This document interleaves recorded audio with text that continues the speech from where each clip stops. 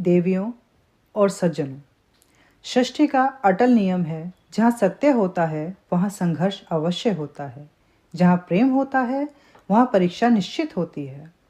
आज हम आपके समक्ष लेकर आए हैं एक ऐसी पावन कथा जो हमें सिखाती है कि सच्ची भक्ति और अटूट विश्वास के आगे अहंकार कभी टिक नहीं सकता। सुनिए उस परम भक्त प्रहलाद की अद्भुत कथा, जिसकी भक्ति स्वयं श्री विष्णु को नरसिंह रूप में प्रकट होने पर विवश कर देती है। आइए अब हम चलते हैं बैकुंठ धाम, जहाँ भगवान विष्णु और देवी लक्ष्मी विराजमान हैं। श्रीमन्नारायण नारायण हरे हरे, श्रीमन्नारायण नारायण हरे हरे। हे नाथ, मुझे आपके इस नन्हे अबोध भक्त प्रहलाद की करुणा से भरी पुकार सुनाई दे रही है। उसके पिता का उस पर अत्याचार सारी सीमाएं पार कर चुका है। मुझे भय है कि प्रहलाद का कोमल हृदय ये सब और कितना सह पाएगा। देवी, प्रहलाद इस संसार में अपनी भक्ति का प्रकाश फैलाने आया है। प्रहलाद की भक्ति और मुझ पर आस्था समुद्र से गहरी और हिमालय से भी ऊंची है। उसकी भक्ति, निष्ठा और मुझ पर अचल विश्वास ही उसकी ढाल बनेगा। किंतु प्रभु, नन्हा सा बालक होकर भी वह इतने कठोर कष्ट सह रहा है। हिरण्यकश्यप का यह अहंकार कि मैं ही ईश्वर हूँ और सिर्फ मेरी ही पूजा अर्चना की जाए, मेरे अतिरिक्त और किसी की भी भक्ति दंडनीय अपराध है। हे नाथ, अब प्रहलाद की भक्ति की और परीक्षा ना लीजिए। कृपया उसकी पुकार सुने, उसके कष्टों का कोई शीघ्र उपाय करें प्रभु। देवी, जब जब धरती पर अधर्म और अत्याचार अपनी सीमा पार करता है, तब तब धर्म की रक्षा के लिए मैं स्वयं नारायण अवतार लेता हूँ। हिरण्यकश्यप को मिला वरदान उसके अहंकार का कारण बन चुका है। अब समय आ गया है जब उसे उसके कर्मों का दंड मिले। मैं शीघ्र ही अपने भक्त के कष्टों को दूर करने के लिए नरसिंह अवतार धारण करूंगा। आप धन्य हैं प्रभु।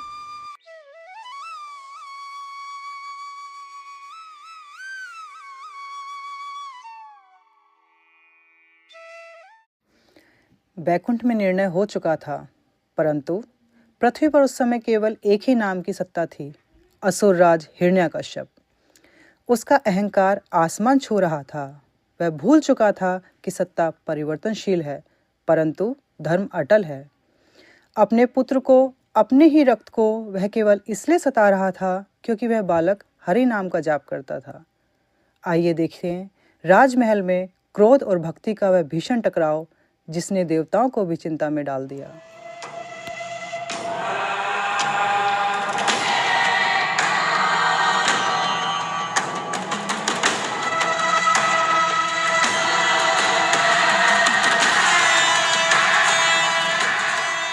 ओम विष्णवे नमः। ओम विष्णवे नमः। प्रहलाद, फिर वही नाम, फिर वही विष्णु विष्णु। मेरे अतिरिक्त किसी और देवता का नाम नहीं गूंजेगा। मैं ही इस संसार का स्वामी हूं, मैं ही सृष्टि करता हूं। मेरे आगे कोई ईश्वर नहीं। पिताश्री, आप राजा है, पर संसार के स्वामी तो केवल श्री हरि है, कण कण में है। मैं सत्य कैसे छोड़ दूं? सत्य, मैं ही स्वामी हूं, यही सत्य है। अब से तुम केवल मेरी पूजा करोगे, अन्यथा तुम्हारी यह विष्णु भक्ति तुम्हें विनाश के मार्ग पर ले जाएगी। हे नाथ, प्रहलाद तो अभी बालक है, कृपया उसे क्षमा कर दे। यदि यह फिर से विष्णु का नाम लेगा तो मैं इसे मृत्यु दंड दूंगा। पिताश्री, आप मेरे शरीर को नुकसान पहुंचा सकते हैं, पर मेरे भक्ति को नहीं। बस सैनिकों, मेरे सामने से ले जाओ इसे और पहाड़ की चोटी से फेंक दो।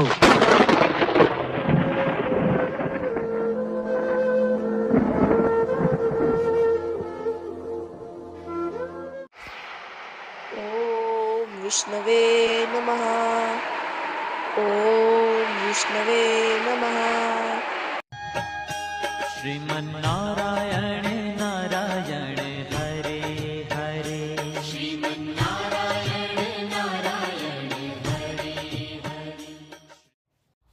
जब पहाड़ भी उस भक्त का कुछ न बिगाड़ सका तो हिरण्यकश्यप ने अपनी अंतिम चाल चली। अब उसने सहारा लिया अपनी बहन होलिका का, जिसे वरदान प्राप्त था कि अग्नि उसे जला नहीं सकती। एक तरफ था शक्ति का अहंकार और दूसरी तरफ एक मासूम बालक की अटूट भक्ति। यह निर्णायक क्षण था, क्या बड़ा है, वरदान का अहंकार या भक्त का विश्वास। अब आरंभ होगा वह भीषण दहन, जहाँ स्वयं अग्नि तय करेंगी कि सत्य किसके साथ है। और यही कारण है कि हर वर्ष होली का दहन किया जाता है, ताकि हम याद रखें कि बुराई चाहे कितनी भी शक्तिशाली हो, अंततः वही भस्म होती है और भक्ति, प्रेम और सत्य की सदा विजय होती है।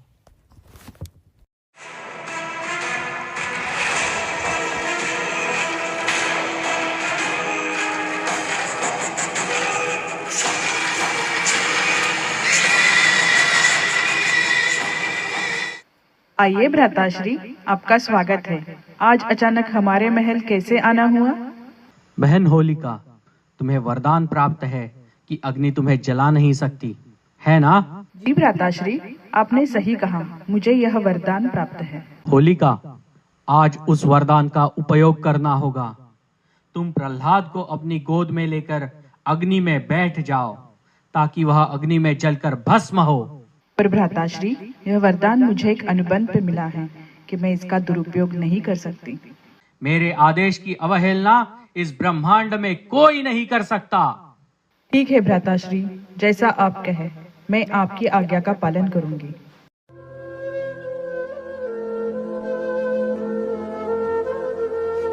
प्रहलाद, आज तेरी भक्ति की परीक्षा नहीं, उसका अंत होगा।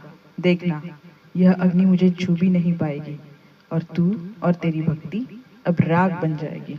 वाह श्री, अगर मेरी भक्ति सच्ची है तो अग्नि भी मुझे नहीं जलाएगी।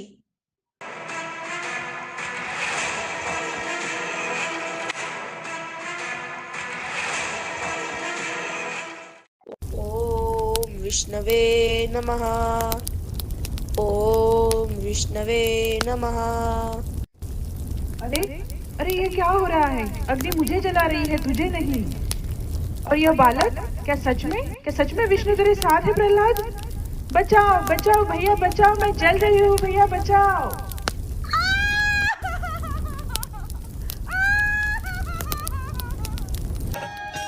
श्रीमन्नारायण नारायण हरे हरे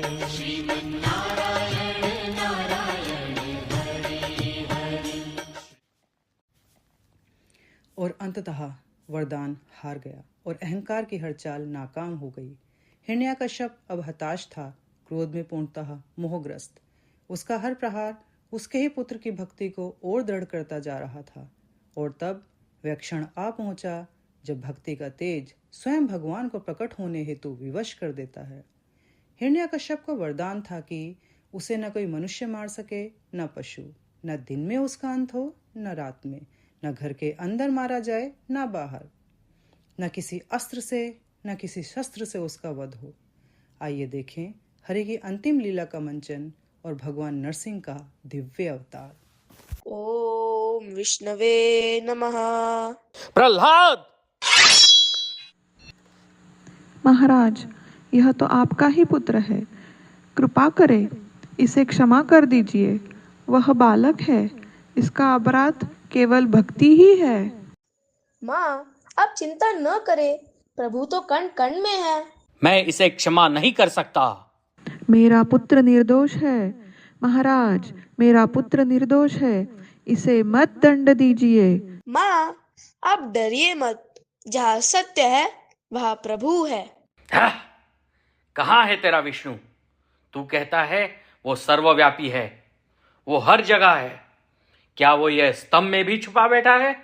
हाँ पिताश्री, भगवान हर जगह है, इस स्तंभ में भी। तो सुन, अभी यहीं इसी क्षण मैं तेरे भगवान को ललकारता हूँ।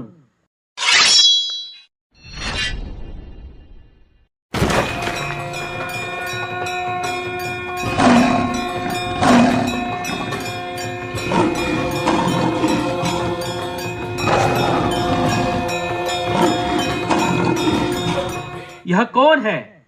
न मनुष्य न पशु। तू मुझे नहीं पहचान पाया दैत्यराज? मैं हर युग में आता हूं जब अधर्म अपनी चरम सीमा पे होता है। हिरण्यकश्यप, तेरे अत्याचारों की सीमा अब समाप्त हो चुकी है। तेरे वरदान के अभिमान ने तुझे अंधा कर दिया है। अब देख सत्य का रूप। मुझे वरदान है, कोई देव कोई मानव मुझे मार नहीं सकता। न दिन में न रात में कोई मेरा अंत नहीं कर सकता।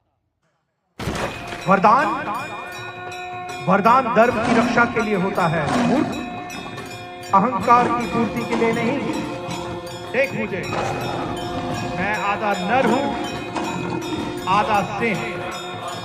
ये न दिन है न रात, ये संध्या का समय है। न तू घर के अंदर है न बाहर, न अस्त्र से न शस्त्र से, मेरे नाखूनों से ही तेरा वध होगा।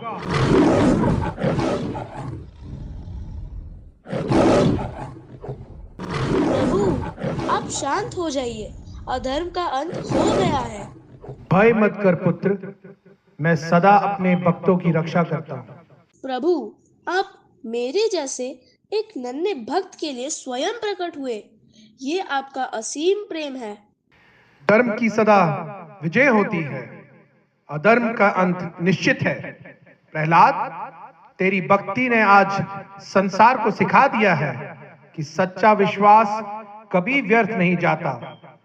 शान्ताकारं भुजगशयनं पद्मनाभं सुरेशं विश्वाधारं गगनसदृशं मेघवर्णं शुभांगं लक्ष्मीकान्तं कमलनयनं योगिभिर्ध्यानगम्यं वन्दे विष्णुं भवभयहरं सर्वलोकैकनाथम्।